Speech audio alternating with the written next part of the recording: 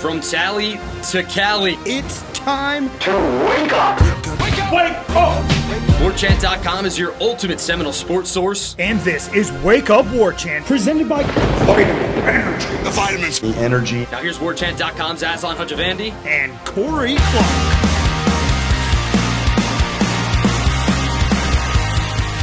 Wake up! It's Wake Up Warchant presented by Vitamin Energy. Coming up on today's show, walk-off winner for the Noles in Jacksonville against the Gators. We celebrate. And day 4 spring football. Lots of compliments given out. We try to sift through it all and give you the lowdown.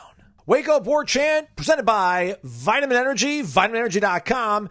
Shake it, proceed to take it following that. Sip the juice, everybody. Synergistically energized with not only energy, but those vitamins and nutrients. The benefits, some might say. 2-ounce bottle, lies, not even 2 full ounces. 1.93 on this new extra strength tropical infusion flavored Focus Plus. What makes it extra strength, Aslan? Little green tea extract, Corey. Little green tea extract on top of your 260 milligrams of all natural caffeine. No sugar means no sugar crash. Steady energy throughout the day, keeping you going. vitaminenergy.com. We'll be presented with limited commercial interruption today because we're going to have a quick show for you. So let's go ahead and give a shout out to our friends over at the CP Corner Pocket Bar and Grill. Hope you enjoyed trivia last night. I'm sure there was televisions on the baseball game despite the limited camera angles between the Gators and the Noles. Absolute barn burner, electric factor of a show, Corey Clark. We weren't there at the CP, but I can almost guarantee the game was on, yes?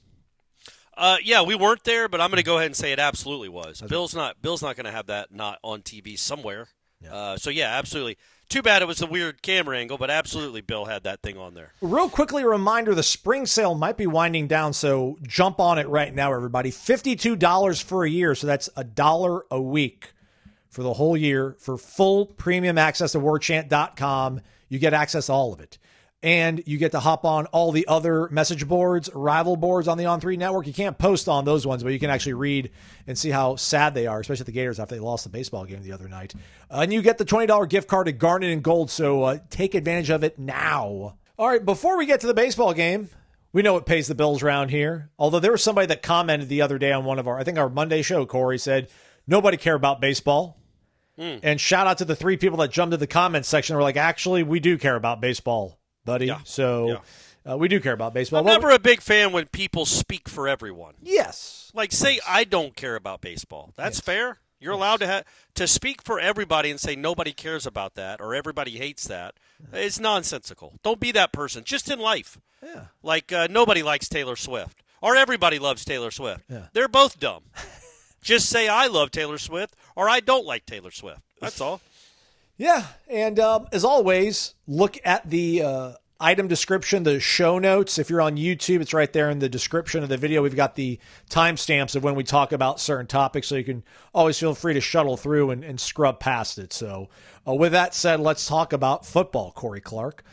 My goodness, I don't know if I've ever heard Mike Norvell, or maybe it's just because we were always at practice and you know, some things that we would hear him say, it's like, well, we already saw that, so we kind of maybe tune it out a little bit. But my gosh, he was very complimentary about a lot of different players, that I think people have a lot of high expectations on. What are your thoughts on maybe the roll call of guys that he listed, but also the fact that he had quite the roll call after practice on Tuesday? I like, sometimes we can pivot mid-show. Let's talk about Alex Lodise first. All right. Yeah, let's do that. Okay. Look, man, it's not every day you beat the Gators on a walk-off grand slam that's also for the cycle. So we'll get to football. But going back to baseball real quick, or it won't be that quick, but it also won't be the whole show, that's a pretty big win for this team. Because they had lost their last 3 Tuesday games, I think, or that would have been their 3rd Tuesday loss in a row, including one to the Gators here a couple of weeks ago, and they blew that lead in the 9th to give them a 4-3 lead. So then to come back and score 5 in the bottom of the 9th, in what is always a really cool atmosphere in Jacksonville. The TV view wasn't great, but if anybody listening to this was there, that had to be a really cool experience. I've been to that game a couple of times. It is unique, and it is awesome, and I wish the powers that be that handle the TV broadcast element of this game would figure it the F out so people from around the state and around the country can see what a cool atmosphere it is, and you don't have some stupid overplate cam for the whole game. But other than that, I thought that no complaints about the way the game ended. That was awesome. And it's just, Aslan, Alex Lodise, I don't know what to say about the guy. All-American Alex Lodise. Yeah, through 24 games, he is absolutely on pace to be an All-American. For those that don't know, Florida State won 8-4. He hit a walk-off grand slam. Gage Harrelson tied the game. Well, Jackson West walked. Let's start at the beginning. Was hit. Corey, let's rewind a little bit back, right? So Florida State got out to a 3-1 lead. Brody DeLamielleure driving in some runs for the Noles. And they're pretty much clinging on to it for the better part of, I think, the next 4 innings there. And then the Gators in the top of the 9th are able to plate 2 runs. And I think one of the runs they scored earlier in the game, the Gators came on like a bunch of wild pitches. So like Florida State was hanging on for dear life after the 6th inning, clinging on to a 1-run lead. Well, the Gators go ahead, and they only had 1 hit going into the 9th inning. They only had 1 hit. They add 2 hits to go up by 1 run, 4-3, heading into the bottom of the 9th. I think Florida State was like it was like 6, 7, 8 was due up at the bottom of the line was pretty much due up in the bottom of the 9th inning. Yeah, 7, 8, 9. Yeah. So up, yeah. And listen, that could have been a very gutting way to lose the game. And I don't know about how many other teams around here over the last 15 years would have been able to kind of flush it, but yeah, man. Then we go into the bottom of the 9th inning. Florida State is able to load the bases. I think, God, did they walk the bases loaded? Did they even get a base hit? He walked Jackson West on a 3-2 pitch. Good at bat by Jackson West. He fouled one off before taking the walk. And then Hunter Carnes was hit by a pitch. And then they walked McCulley, who was trying to bunt, which is always the most aggravating thing in the world. So that loaded the bases without the benefit of a hit. And then Harrelson singled to second to score the tying run. Also, the Gators were down like to their last out or last strike, I should say, in that 9th inning as well, too. So, so they're able to scratch and claw and tie the game up, and then Alex Lodise comes up with was there even 1 out in that moment? But no outs. All we need, man, we just need a loud out. Base hit or a loud out is all we need, Corey Clark. And up until that point, if I'm not mistaken, he had a single, he had a double, he had a triple. And there's that thing in baseball, if you get all the different kinds of hits, it's got a fancy name to it, but he was missing the biggest one of them all. Right. And he got it. Well, yeah, then he hit if you were watching the game on TV, you saw the back half of the hit because I think they were showing like all his other hits on replay. And right when they switched to the live action, the ball was going to right field. I'm like, wait, is this his triple again? No, that's a walk-off grand slam. But yeah, no, to hit a walk-off grand slam to right field, the kid is hitting right now 491, and we're not only 4 games into the season, but he's 491. What has he got? Like 9 home runs now. I think that was his 9th home run. 30-something RBIs. He's also got 10 doubles. He's just it's been a remarkable start to the season for a guy that was good last year. He was fine. But he wasn't anywhere close to this. He's got 9 home runs, 10 doubles, 3 triples, and 34 RBIs. He leads Florida State in RBIs, hits, second in runs, second in home runs, first in doubles, and he's also a really, really, really good defensive shortstop, which if you don't know much about baseball is a pretty premium position. So, yeah, man, this has just been a revelation how good he's been through the first 24 games of the season. And that's a big win for Florida State because for RPI purposes, I assume Florida will start winning games in the SEC. They have not yet. They're 0-6, but they played Georgia. They played 2 of the top 3 teams in the country, so don't get that twisted. Georgia and Tennessee are very, very good, so they'll start winning some games in the SEC. But that's a nice RPI win, and it's just a good rivalry win. And it's a great moment for a kid that deserves a moment like that through the first 23 games of the season. He's just it's been remarkable how good he's been. Yeah. So big win for Florida State.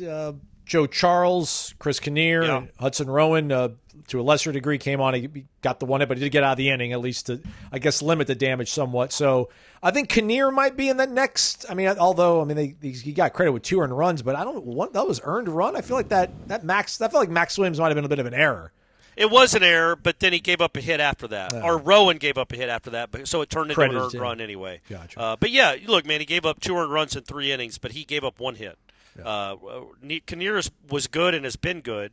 Good outing for Abraham, at least a decent outing for him. Good outing for Charles. Yeah. And then Rowan even, like if Connor Holtz isn't a guy they can really count on and believe in, you're going to need somebody from the left side. Hudson Rowan did give up a hit, but he faced two guys. He didn't walk either one of them, which is a big step up from last year, and he struck out one. So they give up 3 hits against Florida, against an SEC team, which did not play well at all this weekend against Georgia. They got swept and essentially got run ruled the last 2 games or close to it. But that's a good offense. That's sometimes a really good offense, and you limited them to 3 hits. So that to me, other than Lodise, is the headline. That's after what happened last Tuesday and the Tuesday before that, where I think they gave up maybe 16 runs combined, to then go to Jacksonville and only give up 4, but only give up 3 hits. Really nice win for the Noles. Really nice win. Yeah, man. Backs to the wall, bottom of the 9th inning. Gotta love it, man. Awesome. Yeah. Shout out to Lodise again. Hits for the cycle. What do you call it? The grand cycle? Is that what we tweeted out there? Clever stuff. Yeah, I don't know if that's really called that, but it should be. That's a walk-off grand cycle. Yeah. That's I don't know if I've ever covered anyone that hit for the cycle. Especially and I guess I didn't cover this one either. I wasn't there, but I don't know that I've ever seen the cycle in person since I've been covering Florida State. So yeah, man, that's a really cool moment for him. And Link's got his team 21-3.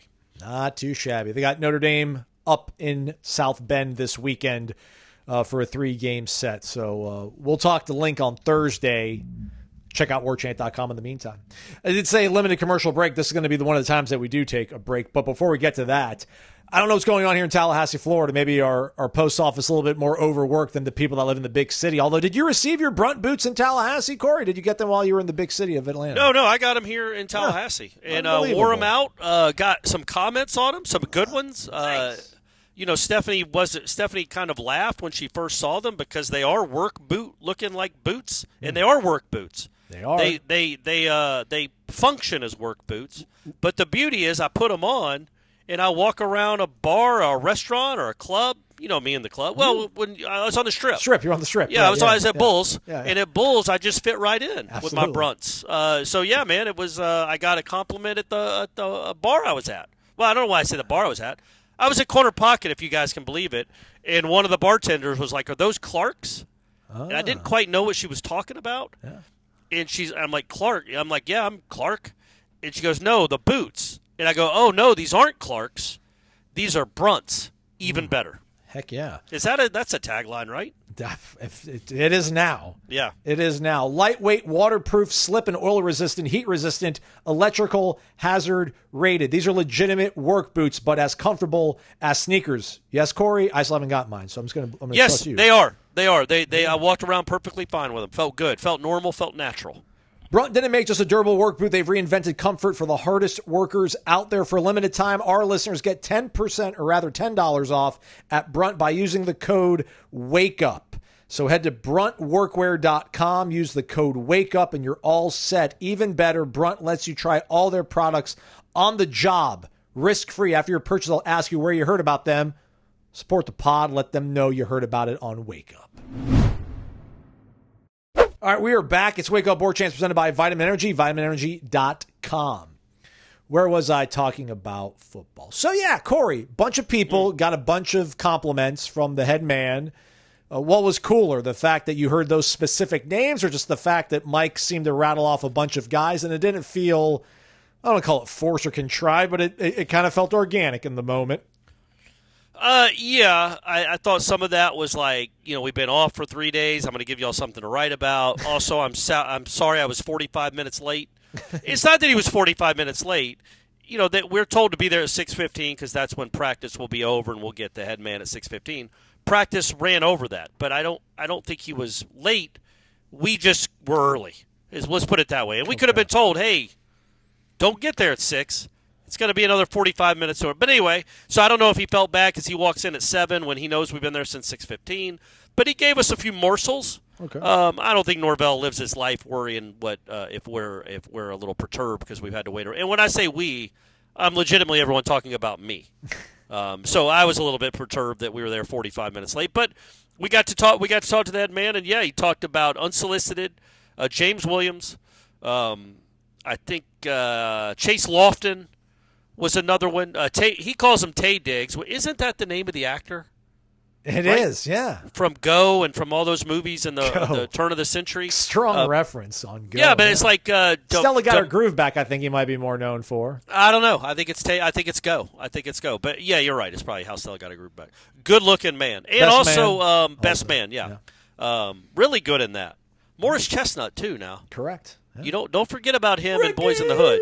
Yeah, don't forget about him. And now he's playing a lawyer, I think, on some CBS show, which is it's always funny. It's cool they can have careers that last, these actors that we all knew back in the early 90s. But, so I think, is his name Diamante Diggs, right? I think it's Diamante. It's spelled Diamante, but I don't know if they call him Diamante. Apparently they just call him Tay. There we go. So that's a cool name to have Taye Diggs. But yeah, he singled out Taye Diggs. Well, he didn't single out because there were more than he talked about more than him. But Darrell Jackson said had a good day. James Williams said has been really, really good. That's a direct quote. The last 2 days, and he's not a guy. Norvell, again, Jeff's been doing this. I kind of try to do it too. The Norvellese, trying to speak Norvell. He's a guy that when he singles out someone, if he's just going through the motions, like, oh, I feel like I need to mention him too. You can tell. I think you can tell. You can read between the lines like, oh, he hasn't mentioned that guy. He's going to mention that guy too. Like, oh, and I've seen some things from so-and-so, and I've seen blah, blah, blah. James Williams was the very first person he talked about. Yep. And he said he's been really, really good the last 2 days. And I was like, well, what? And I asked him a question. What's it been the last 2 days, the last two practices that has stood out? And he's like, well, yeah, the pads are on, which is like, absolutely. Isn't that when the real ones become the real ones, Aslan? I think when the pads get to popping. The iron starts clanging against. Starts sharp. Yeah, that's right. It starts clanging against other iron. Yeah. And so that's. I have a shirt that says that, by the way. I'm going to wear it out every time. I've worn it out a few times, and people have laughed because they knowingly know that I came up with it, and then printed my own T-shirt with the saying. Love it. But the fact that James Williams was mentioned like that, really, really important, because I'm not saying he's not going to be Jared Verse. I don't think he's not going to be Jermaine Johnson. But let's hope he's not Marvin Jones either, right? Like, be in the middle somewhere, and that's a big difference. That's it. Getting someone that can constantly create pressure off the edge or create havoc off the edge, be an NFL player off the edge, is a really big deal. And again, we haven't seen the practices, and there's only been 2 of them. But the way they talk about him, and the way Norvell specifically mentioned him, even just the way he talked about him for that, 8 seconds, you get the idea that they think he could be something real, something on the verge of special, which is what they need. I like the fact that he said he's been really good once the pads came on, and he's showing off that physicality. Absolutely, because this team needs a lot more of it, and he better be bringing it.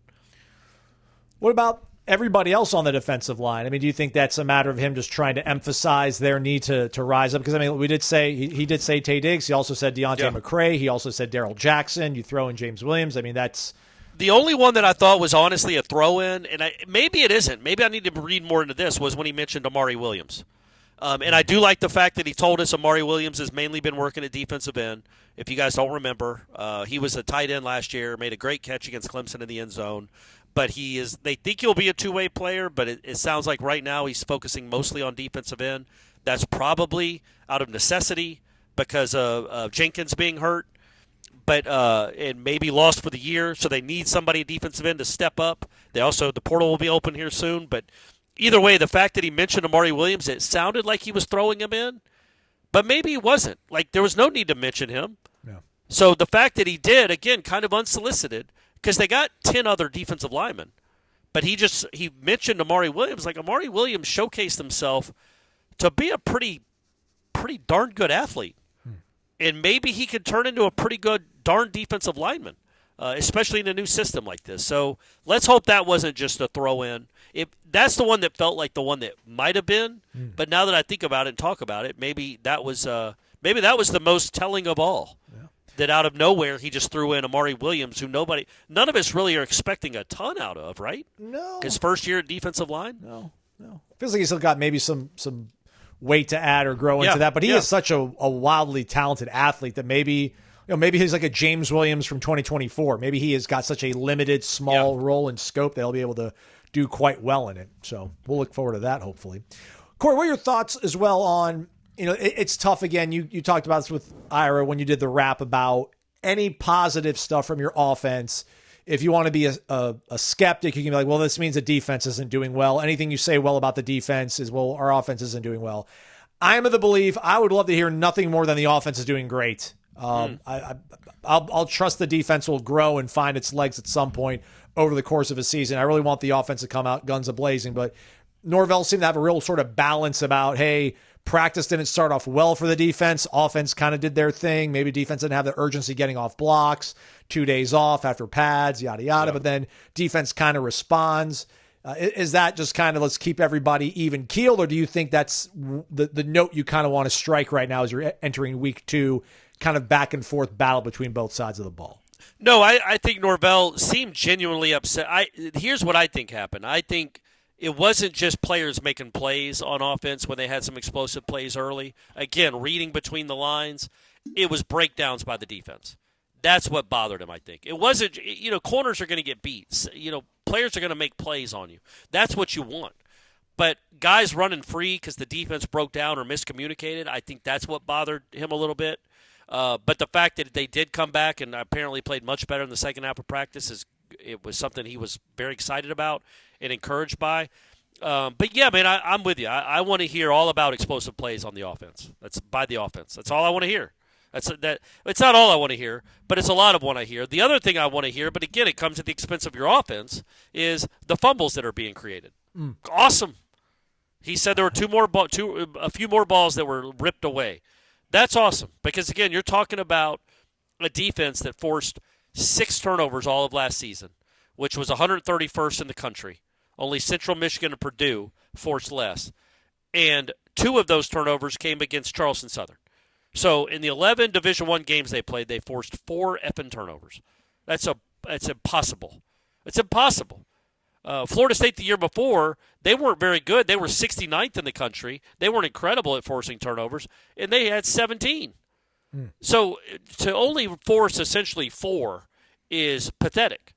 And so they have to be violent and urgent and try to rip the ball out. It's only going to make look, man, one of the biggest plays of last season when it came to actually losing a game, well, there were a few, obviously, but a game that should have been won, Cam Davis just has the ball ripped out at Duke, even with all those crazy turnovers. Or them not getting on that fumble against Georgia Tech.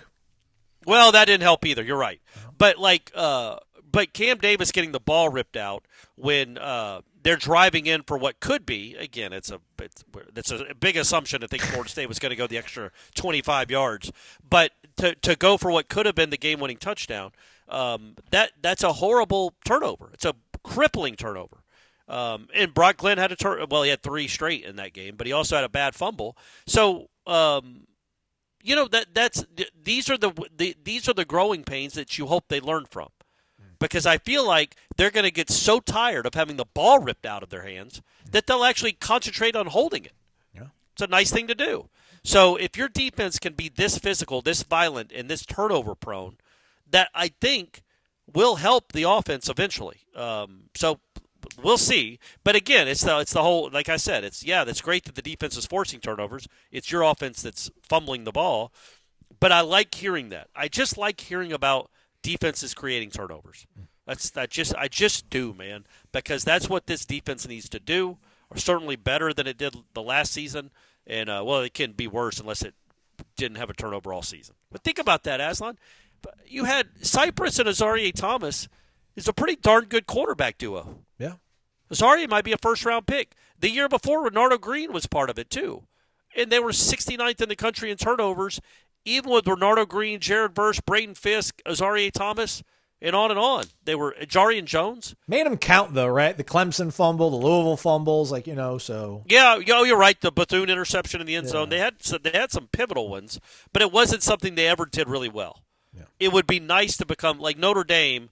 Now, obviously, they played 2 extra games, but they created 33 turnovers.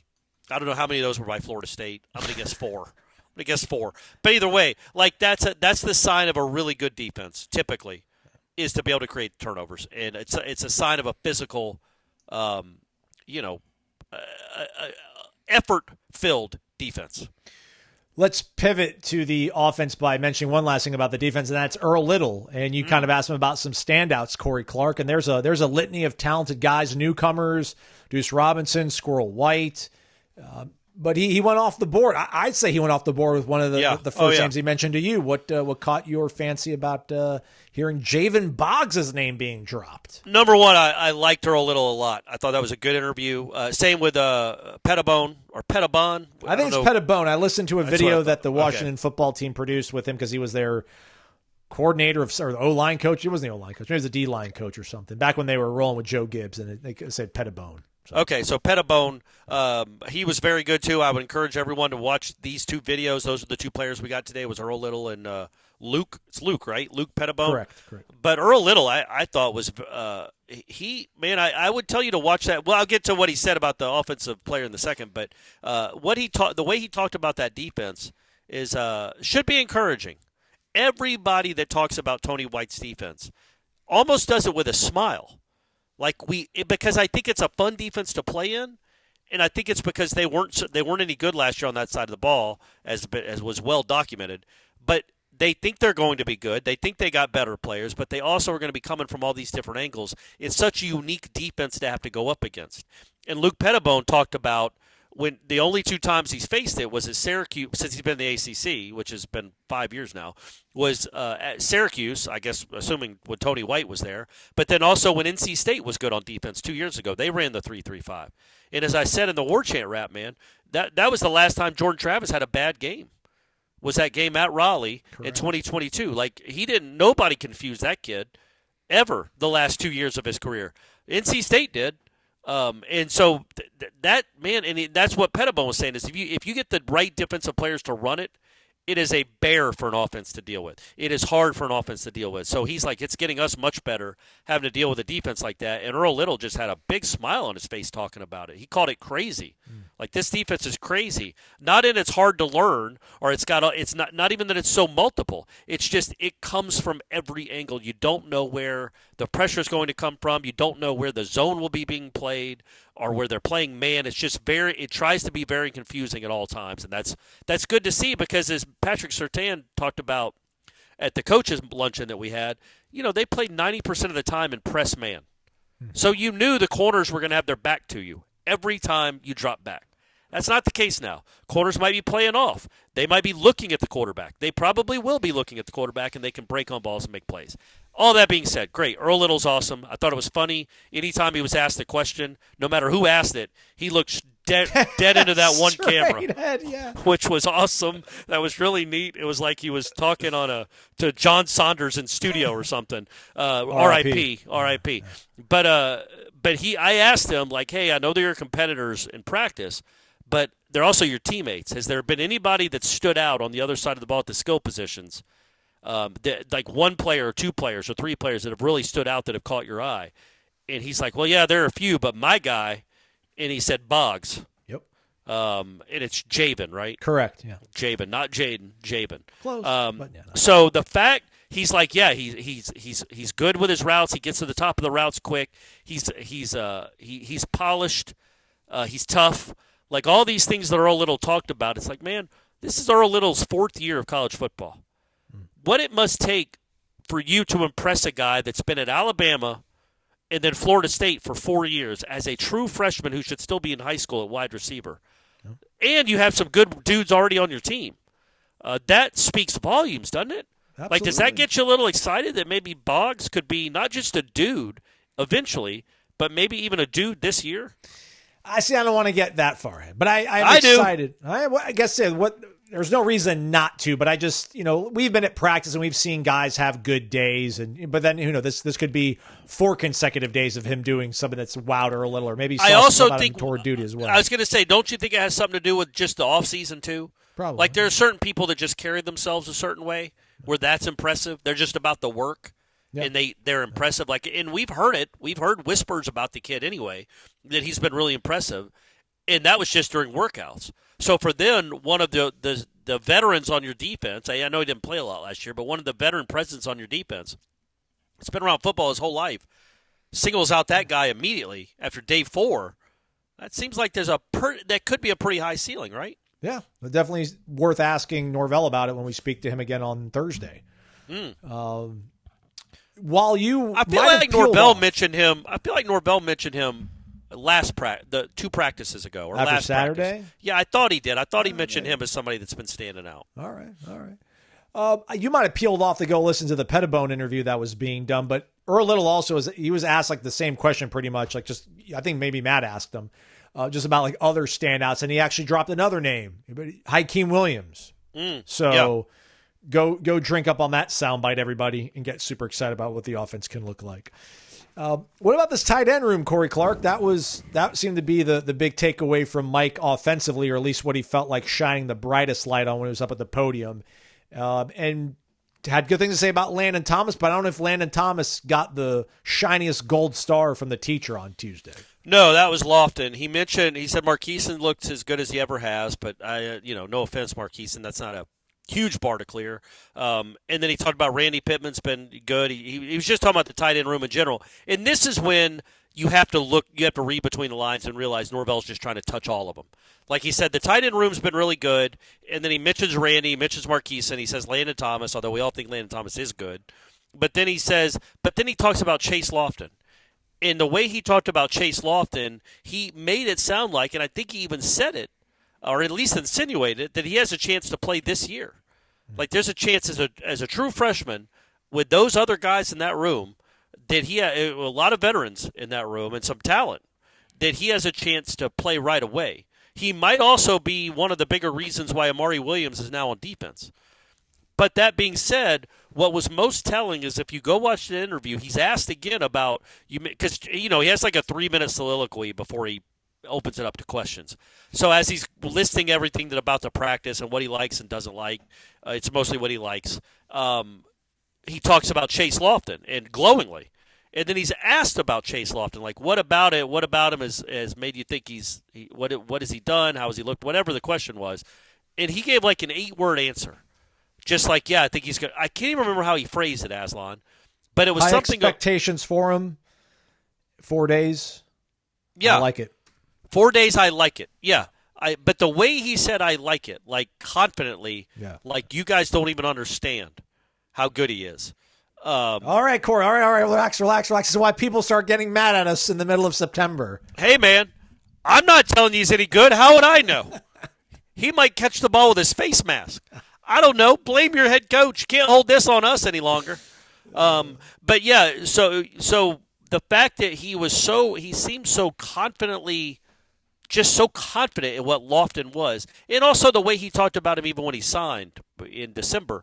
Again, I don't know if he's a guy that's going to contribute a lot this year, although he could. But with Boggs and Lofton and others, maybe you finally have found some younger skill players to build upon. They haven't done that yet, ever. Yeah. Literally, they haven't recruited one skill player that I can recall. This is year 6, and I don't count running backs, but wide receiver, and I should, but I'm just talking about for this purpose. Wide receiver and tight end, who's been the one? Landon Thomas, is Ja'Kai the best of the bunch? Exactly. Which, no offense to Ja'Kai, but come on, man. So finally, maybe they've hit some. Maybe not. We wouldn't know if they're home runs yet, but triples with these two guys. Just the way they're talking about them early, it sounds different than the way they've talked about some of these other young guys that have come along, which is good because you want them to be much better than these other guys have been. But again, it's 4 practices in the spring. I get it, everyone. But the way people talked about Lofton before spring started, and really the way that people talked about Boggs. And also the track record he had in high school, just catching a gazillion passes. They might be the real deal, man. You might actually have some dudes that you've actually signed yourself that you can develop into all-conference players. Yeah, one of the ancillary things about having Gus around, I think, is Auburn never had top 10 classes, and what I could remember when Gus was there. He had a couple guys here and there, but he never had like these consensus certainly didn't have top 5 classes. But Gus kind of found guys that he knew would be productive. So like that's what I think. I hope like when you think and you hear about a guy like Boggs is that, let's say Gus is gone in 2 years or whatever, but at least he left you something that is of substantive production for you. Now I think like Gus can recognize guys that will fit in his system, can do particular things that are going to be really successful. And he has a track record. Like Mike has given us a lot of like, I like this guy, watch out. Like he can be special. But we haven't really seen any of that develop from guys that he's recruited from high school, like with Gus. And that's why the Boggs connection really makes a lot of sense. And I'd give it maybe a little more credence than I would usually, but I don't want to get, again, too excited to hurt people. But hey, it's March 26th. You're listening to a podcast talking about a football team that we're not able to watch at practice. So you're down for anything at this point, I feel like, kids. So. Yeah, exactly right. Take what you can get. But yeah, I'm cautiously optimistic about some of the young skill guys, and we'll see we'll see whenever we get to see a scrimmage, what the returning freshmen, whatever you call them, rising sophomores, rising redshirt freshmen, how much they've grown since we saw them this time a year ago. And then on the injury front, we got an update. Apparently, Edwin Joseph is out for the remainder of the spring, but it sounds like it's nothing too drastic. He will be ready for summer, so that gives you plenty of runway for August 30th. It didn't sound like summer in terms of like, a week before the Alabama game. I would think summer means, off-season workouts, things of that nature, like July. So or June. The way it sounded to me, he called it minor. I think he even used the word minor, but he's like, unfortunately, he's out for the spring, but he shouldn't even miss any of the summer. So that I think their summer stuff starts in June. So yeah, it's a bummer, because Edwin Joseph needs reps, because I think Edwin Joseph's going to be an important, vital part of this defense, or could be. And, he only got to play in it for 3 days.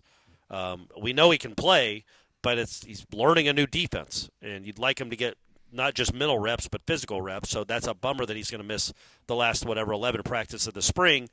But it's not a crippling blow if he's back by the summer.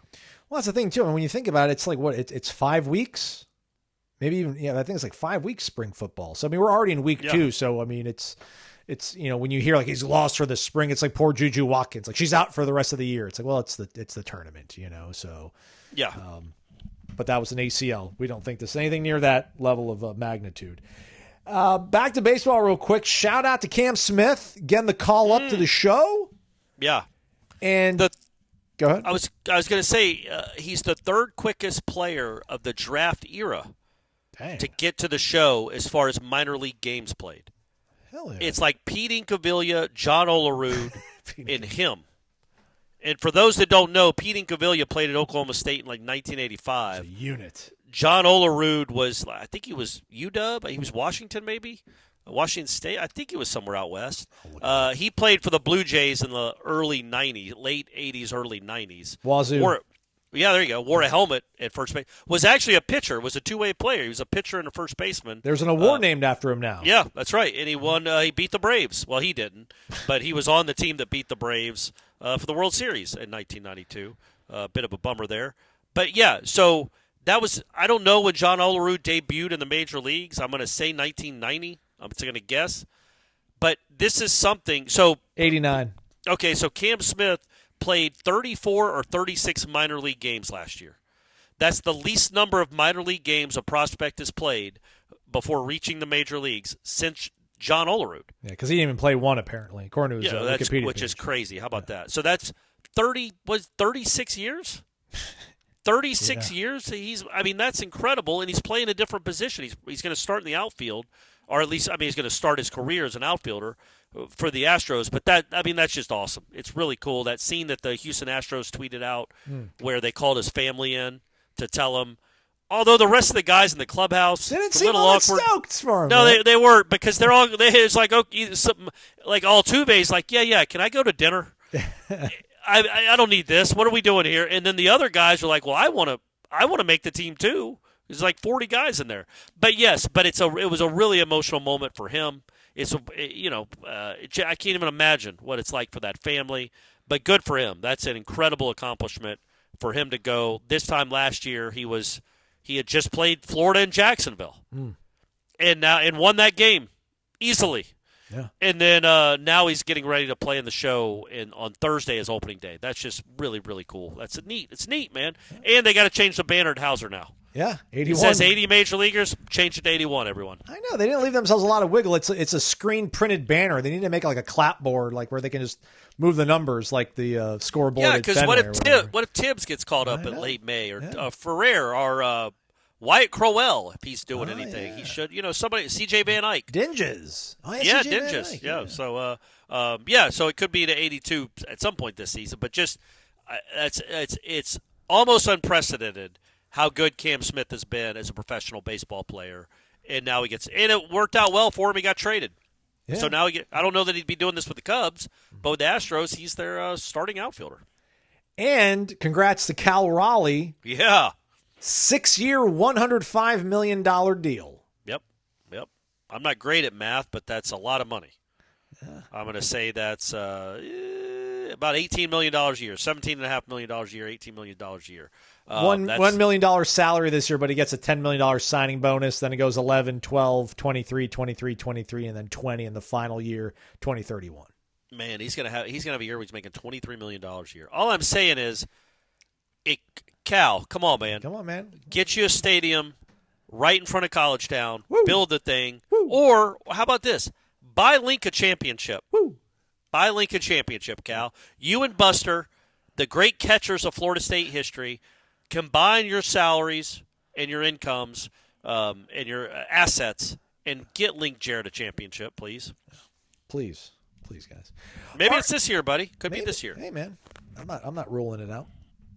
All right, so we're done, but we encourage you to subscribe to warchant.com. Do it now for only $1 for an entire year per week. $1 per week for a whole year. I should just say $52 a year. Yeah. Plus $20 off at Garnet Gold, right? A $20 gift card at Garnet Gold. Yeah, that's what I mean. Yeah. So do that. You can read all the stuff that's going on over the premium recruiting board with all these players that are in hot pursuit of a scholarship at Florida State and vice versa. All the columns from Corey and Ira. We got some nuggets, things that we are hearing sources say. A brand new feature on Warchant with the combined expertise of everybody that's been on this beat for decades, literally decades, 30 years in some cases.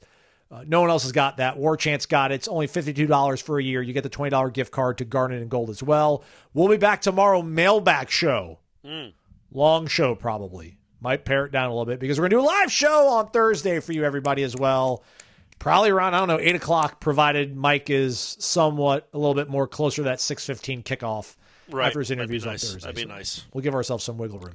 Hit the thumbs up on the way out. Certainly would appreciate it. He's Corey. I'm Aslan. Thanks for listening to Wake Up Warchant, presented by Vitamin Energy.